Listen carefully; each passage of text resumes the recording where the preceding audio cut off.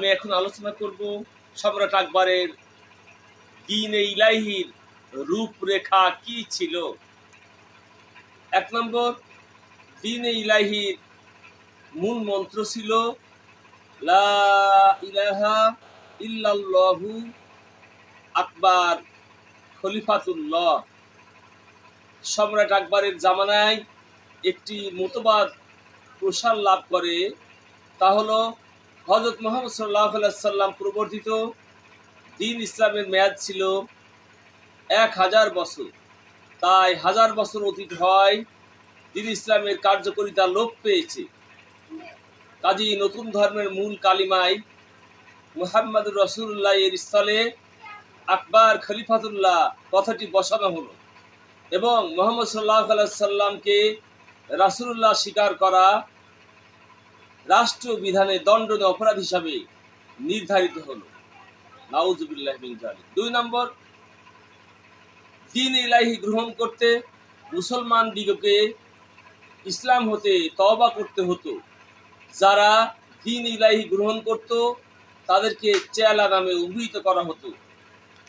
৩ নম্বর, এই নতুন ধর্মে তাওহীদি ধ্যান ধারণাকে নির্মূল করে তদস্থলে সূর্য, নক্ষত্র, আগুন, পানি, বৃক্ষ, শূকর, বানর প্রভৃতির পূজা প্রবর্তিত হয়।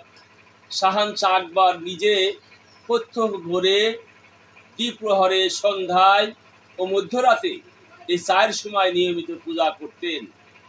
৪ নম্বর, ইসলামী আকায়েদের অন্যতম প্রধান অঙ্গ আখিরাতের বিশ্বাস।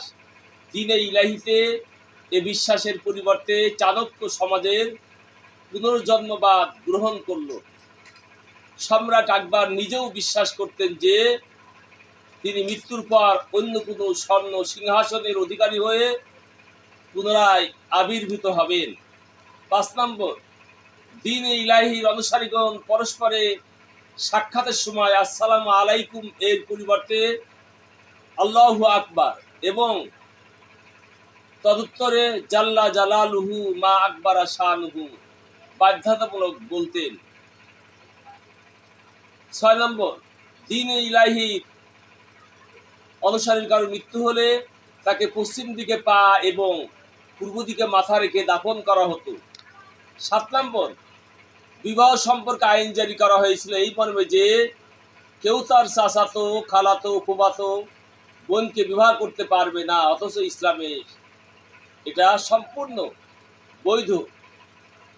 ৮ নম্বর, যে সকল যুবতী পথে ঘাটে, হাটে বাজারে চলাফেরা করত তাদের চেহারা খোলা রাখা বাধ্যতামূলক ছিল। ৯ নম্বর, আকবরের ধর্মমতে মদ খাওয়া ও ব্যভিচার, বৈশ্যাবৃত্তি সম্পূর্ণ বৈধ ছিল। গরু, মহিষ, উট, বকরির গোস্ত হারাম ছিল এবং বাঘ, ভাল্লুক, কুকুর, বিড়ালের গোস্ত তিনি হালাল করে দিয়েছিলেন।